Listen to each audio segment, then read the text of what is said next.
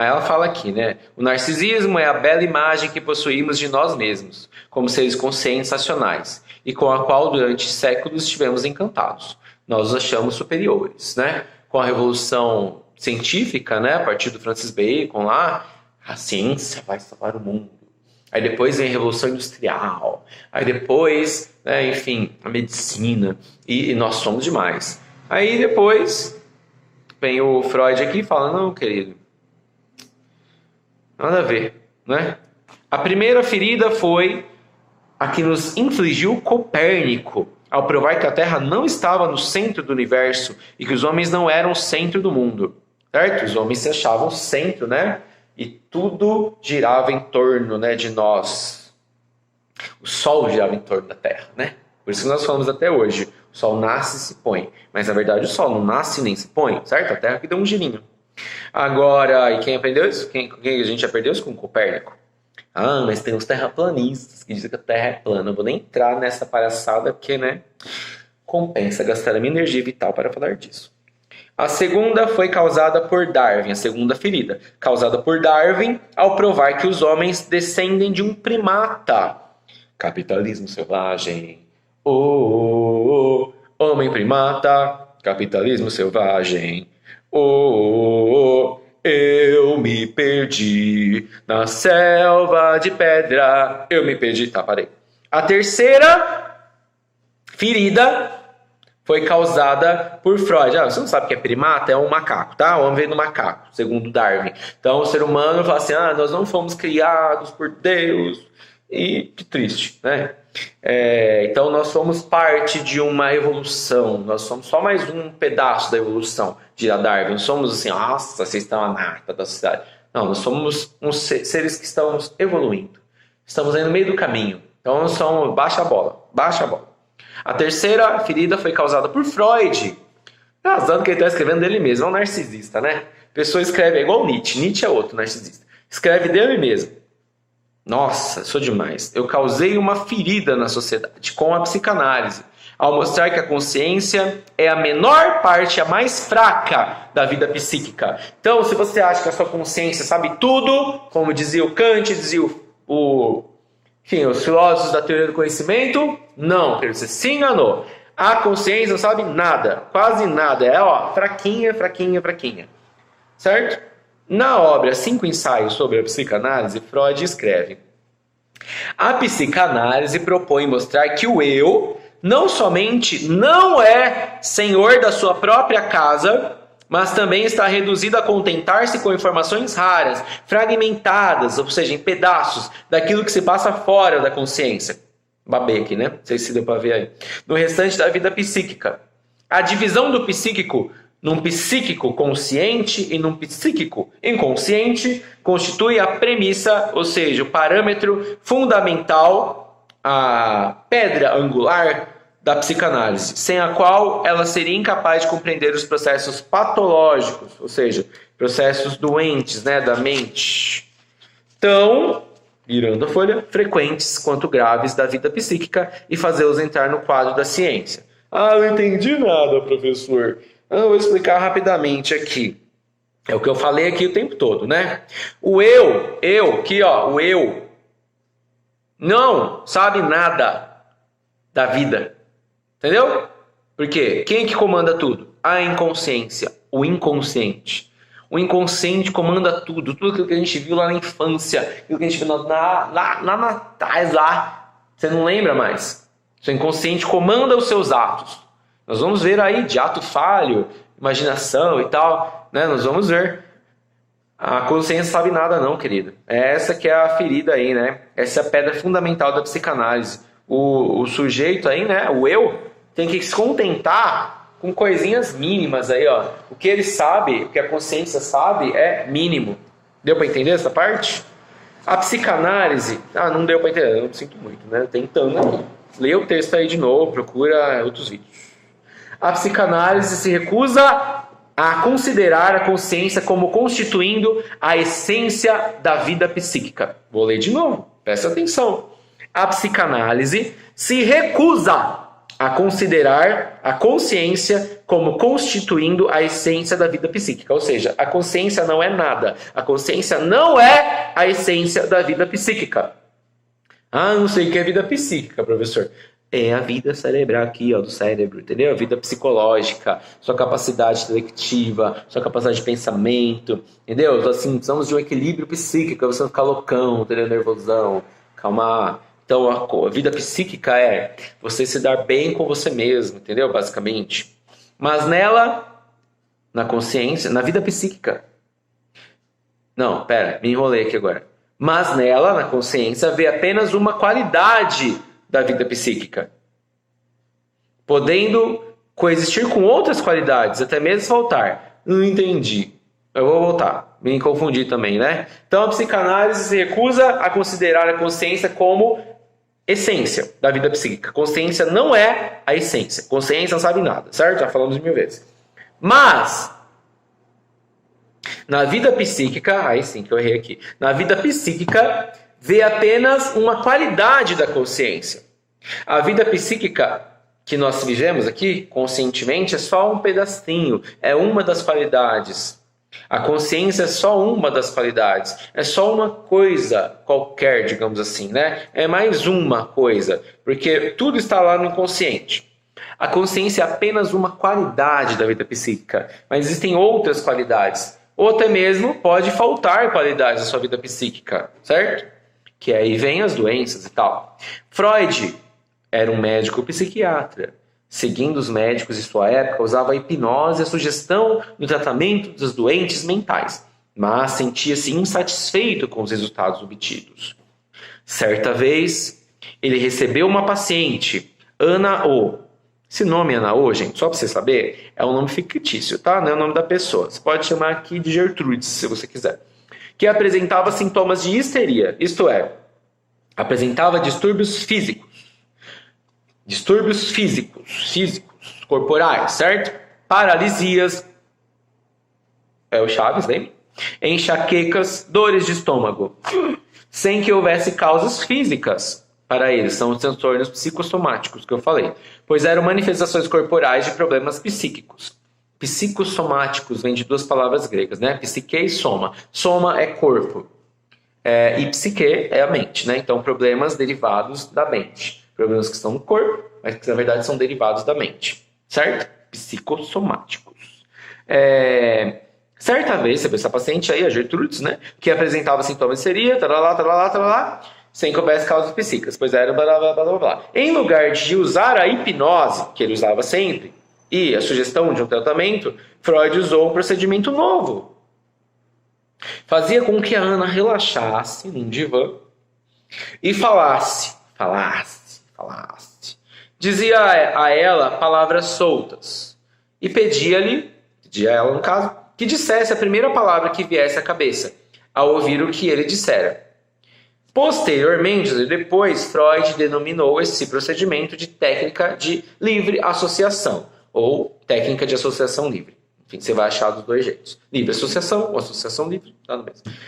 Freud percebeu que em certos momentos, a nossa Gertrudes reagia a certas palavras e não pronunciava aquela que vier à cabeça, censurando-a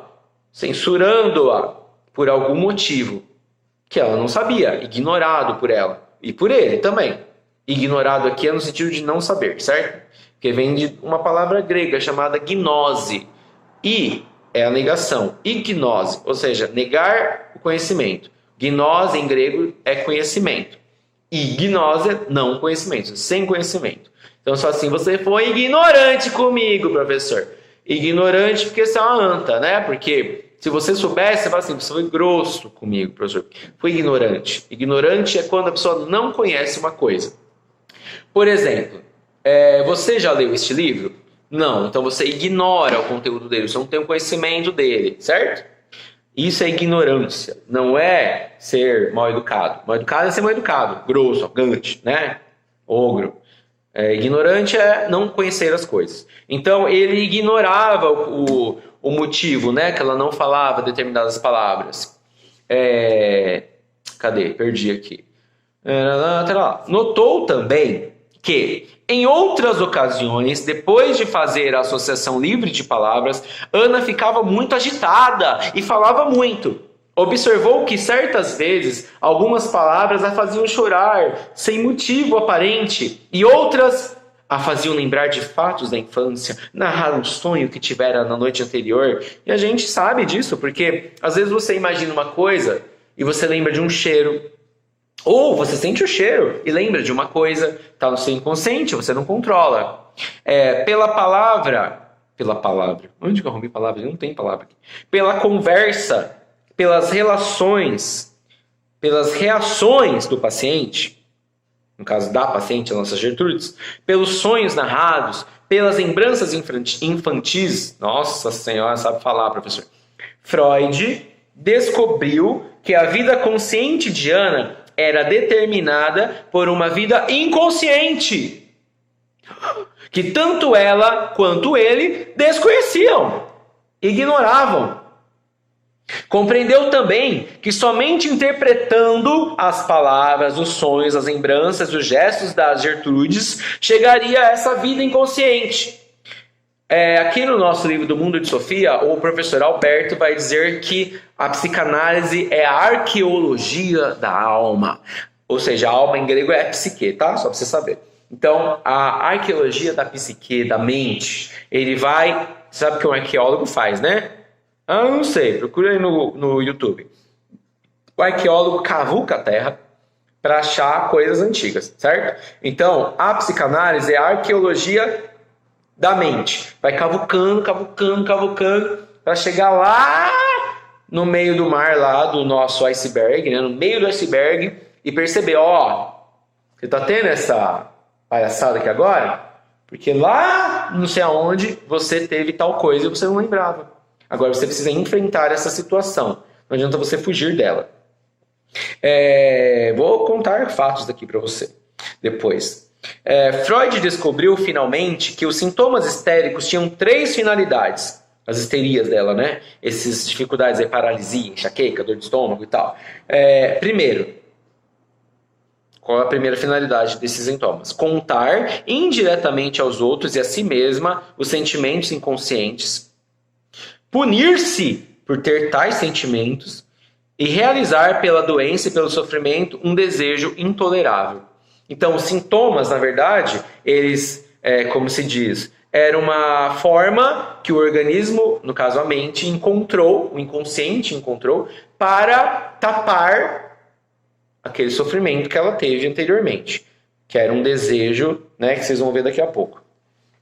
Tratando de outros pacientes, Freud descobriu que, embora conscientemente quisessem a cura, algo neles criava uma barreira, uma resistência inconsciente à cura. E por quê? Porque os pacientes sentiam-se interiormente ameaçados por alguma coisa dolorosa e temida.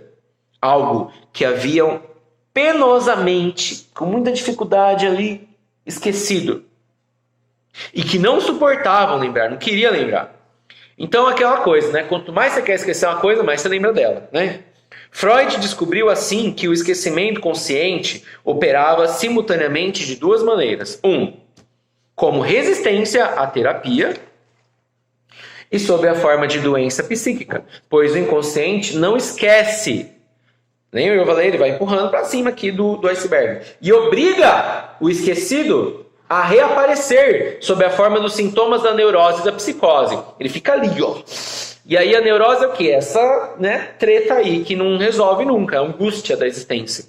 Desenvolvendo com outros pacientes e consigo mesmo esses procedimentos e novas técnicas de interpretação de sintomas, sonhos, lembranças, esquecimentos, Freud foi criando o que chamou de análise da vida psíquica, ou psicanálise, cujo objetivo central era o estudo do inconsciente, e adoro essa palavra, cuja, é uma palavra sem sentido, e cuja finalidade era a cura de neuroses e psicoses, tendo como método a interpretação, como instrumento, a linguagem. Então, o método para chegar no inconsciente era a interpretação do que a pessoa ia vivendo, falando e tal, e o instrumento usado era a linguagem. Que instrumento, professor? Vai tocar o violão? Não, querido. Quando o médico vai fazer uma cirurgia do coração, ele usa instrumentos, certo? São as ferramentas.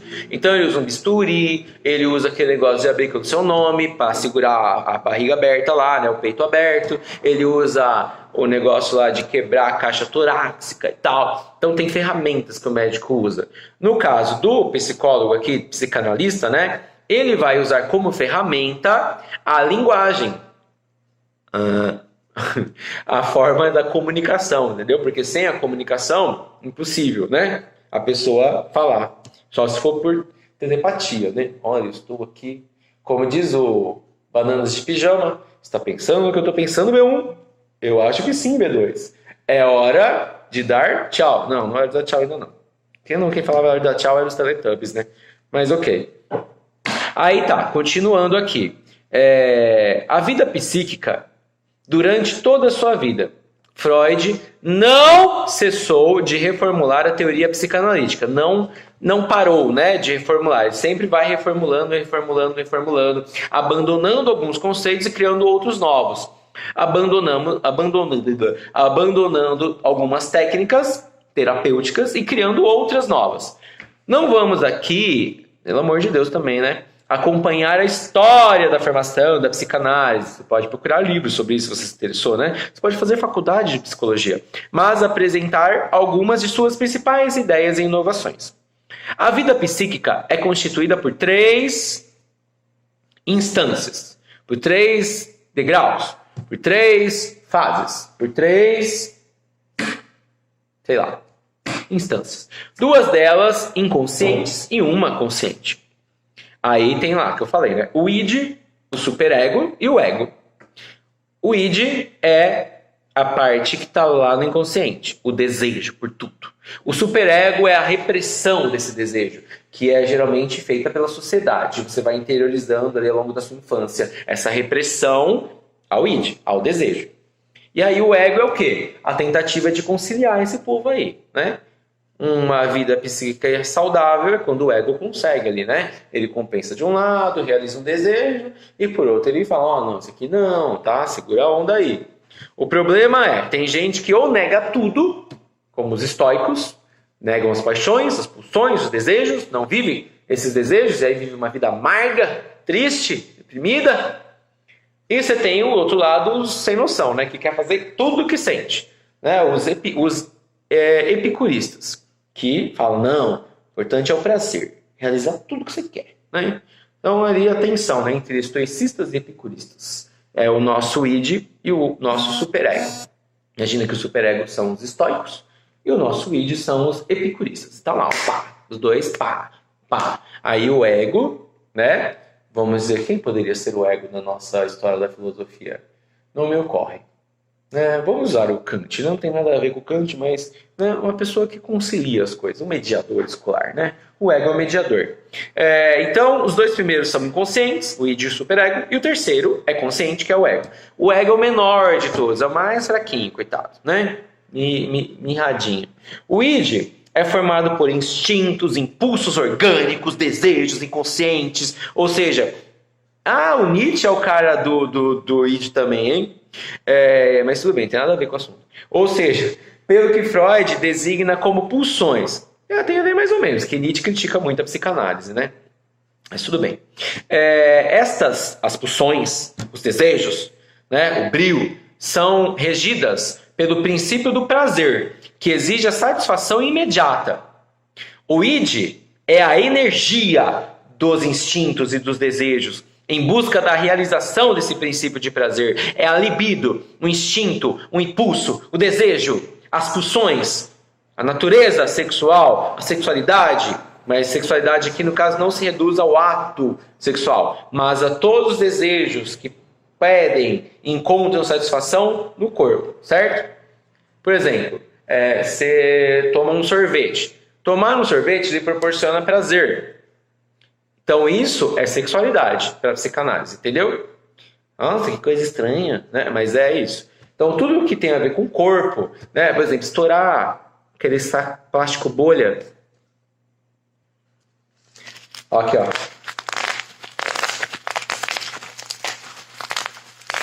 Para muitas pessoas, estourar o plástico bolha, ele causa prazer, uma sensação de prazer. Isso é sexualidade, entendeu? Sexualidade é a minha relação com o meio em que eu vivo. Não é só o ato sexual. Aí quando eu falo assim, educação sexual na escola. Não tá falando para ensinar as crianças a fazer sexo, não. Tá? Sua anta. A pessoa fala, ai, eu tô cantando vai ensinar a criança a fazer sexo. Não é isso.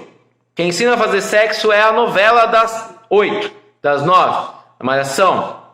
É esse ensino, o funk que o seu filho ouve, escondido, é esse funk aí que ensina ele a fazer sexo, não é a educação sexual, tá? A educação sexual ensina ele a lidar com o mundo, lidar com as pessoas ao seu redor, ser uma pessoa melhor, entendeu? Lidar com os seus instintos, com os seus desejos, né? No caso dos meninos, não assediar as meninas, entendeu? Muito bem. Dado essa informação extremamente importante, né? Então, Freud descobriu 3 fases da sexualidade humana. E aqui ainda está falando do id, certo? O id é um instinto, prazer. A coisa mais é a nossa animalidade, vamos dizer assim, né? Porque nós somos seres animais, certo? Animal racional. Então, nós temos de um lado o nosso lado animal, que é o id, certo? O desejo, quero fazer. Então, Freud descobriu 3 fases da sexualidade humana, que se diferenciam pelos órgãos que sentem prazer. Essa parte aqui do texto é muito sem noção, tá? Chata demais, e idiota, e... Mas enfim, vou ler, tá? Segura a onda aí.